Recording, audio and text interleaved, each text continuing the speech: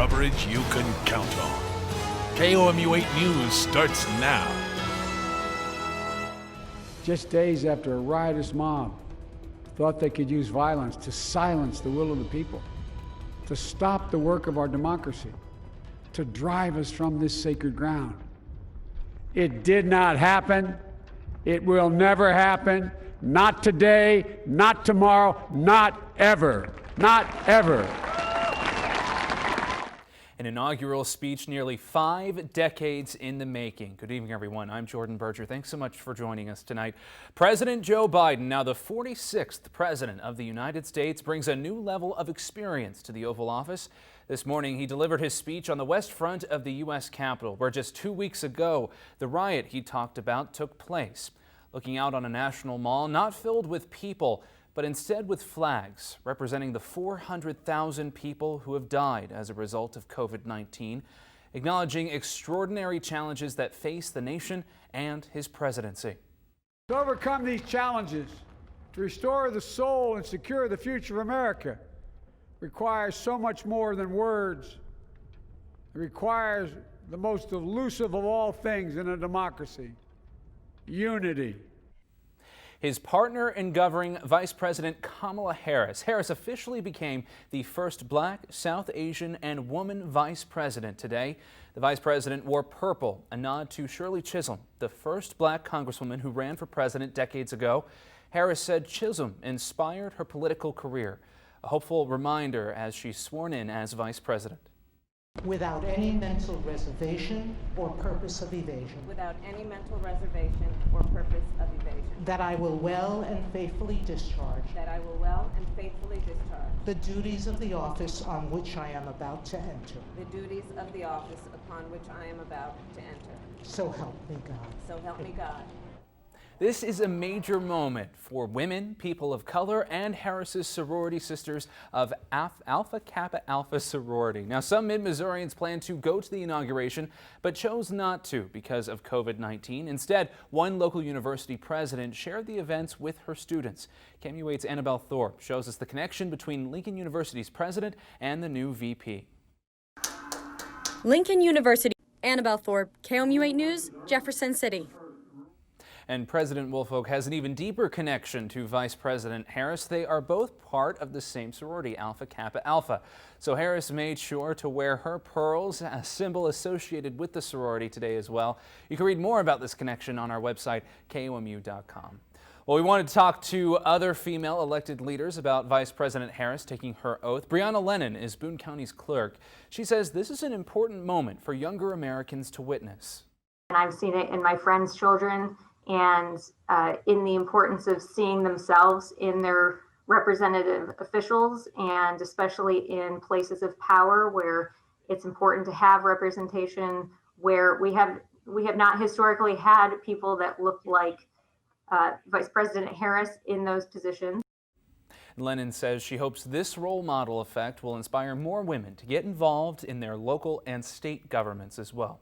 Missouri Senator Roy Blunt spoke at today's ceremony. Blunt is one of the lawmakers that helped organize the events today, from the ceremony to performances and even the security. He gave a message of hope to today's attendees. But this is not a moment of division, it's a moment of unification. A new administration begins and brings with it a new beginning. Blunt wasn't the only Missouri lawmaker in attendance today. Senator Josh Hawley and Congresswoman Cori Bush were also there. And 5:04 your time this evening. I'll track it coming up. Earlier this week, we moved into the next phase of COVID-19 vaccinations, but some places in Missouri just don't have the doses. Coming up, when Parsons says you can expect to see them. Plus, after what could have been a career-ending injury, one athlete is using an unusual type of therapy to get back in the game.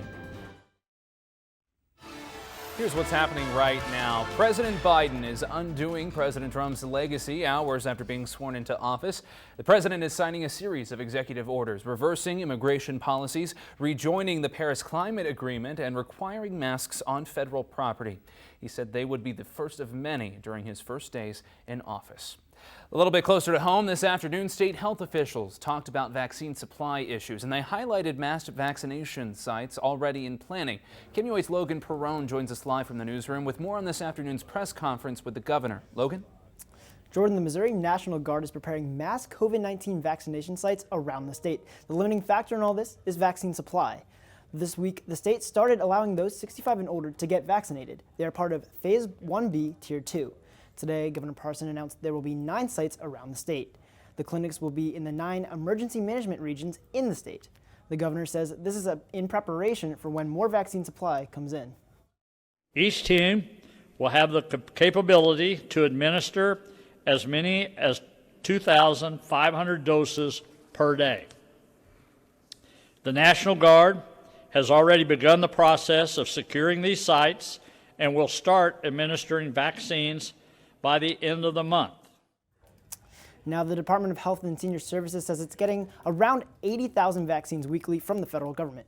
The state says demand for the vaccine is still outpacing supply. In the newsroom, Logan Perrone, KMU8 News. Couldn't focus. The only thing on my mind was how much pain I was in. Still ahead, how one mid-Missouri teen dealt with chronic pain and depression and is now reducing the stigma surrounding mental health. And temperatures got to the upper 40s today. That's 11 degrees above average for this time of the year. We'll be well above average again tomorrow, but then temperatures tumble to end the week and enter the weekend. Your full forecast coming up.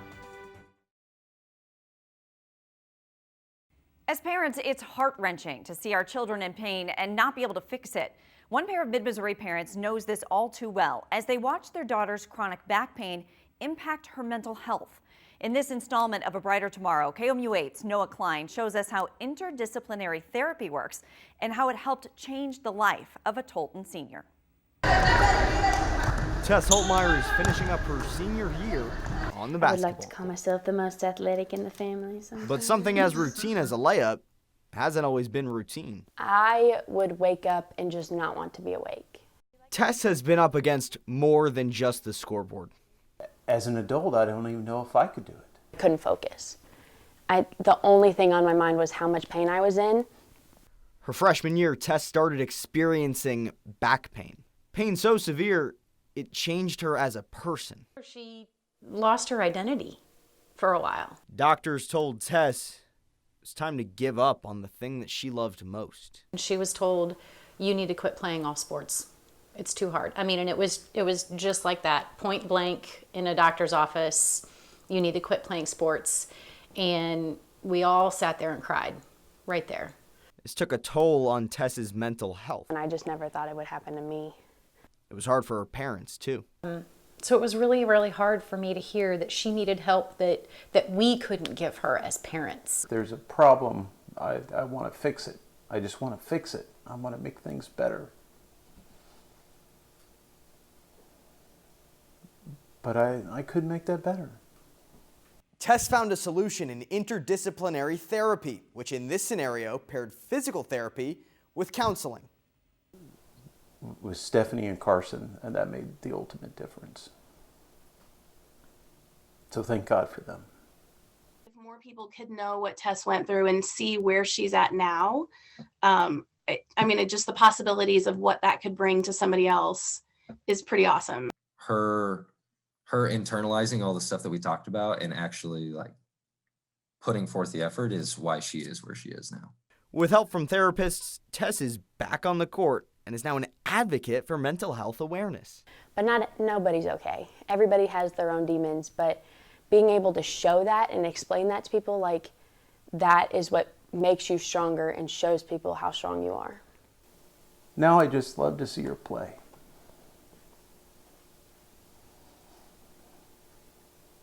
And see the smile on her face. For KOMU8 Cares, A Brighter Tomorrow. I'm Noah Klein. KOMU8 News. And for more mental health resources and a look at other stories in the A Brighter Tomorrow series, just head over to KOMU.com and click on the A Brighter Tomorrow tab under KOMU8 Cares. Well, we saw some brief sunshine today. You can see here many Mid-Missourians enjoying today's weather at Stevens Lake Park, but the sunshine was short-lived. So, Matt, please tell me, we're going to get to see any more of it this week? I hope so. We are going to see some more of it over the next few days. And the warm air is the timing of this could change. We'll keep you updated. Then into Tuesday and Wednesday, we're back close to average. All right, Matt, thanks. Well, speed bumps are hitting some Mid-Missourians in the wallet. Why you need to slow down, that's coming up. Welcome back, everybody. Well, residents in West Columbia are excited about some speed bumps that could pop up in their neighborhood. Right now, the city is asking for public comment on the project that could cost $100,000. The traffic calming project proposal is between Smith Drive and Louisville Drive. Like many neighborhoods, the safety of children is top priority for residents.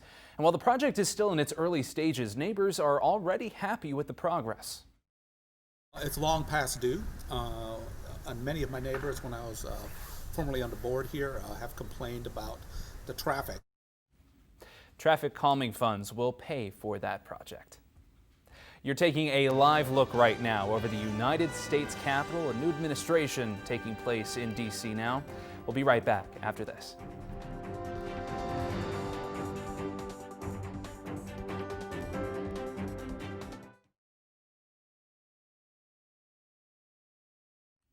Welcome back, everyone. Here's a look at what we're following for KOMU8 News at 6. A local artist spent 2 years solving Boone County's bicentennial mural before its debut in March, but COVID-19 kept them from finishing the puzzle. We'll show you how people are getting another chance to enjoy those paintings coming up at 6. Matt? And we'll start tomorrow with temperatures near 30. We'll have some sunshine and cloud cover through the day, reaching the low 50s in the afternoon. We're much cooler heading into Friday. We're back to the middle 30s, upper 30s on Saturday, watching some slight chances of moisture heading into Sunday and Monday, with temperatures close to average.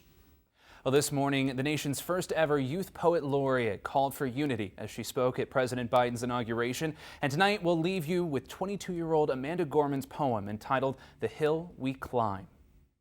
When day comes, we ask ourselves, where can we find light in this never-ending shade? The loss we carry, a sea we must wade. We've braved the belly of the beast. We've learned that quiet isn't always peace, and the norms and notions of what just isn't always just is. And yet the dawn is ours before we knew it. Somehow we do it. Somehow we've weathered and witnessed a nation that isn't broken, but simply unfinished. We, the successors of a country and a time where a skinny black girl descended from slaves and raised by a single mother can dream of becoming president, only to find herself reciting for one.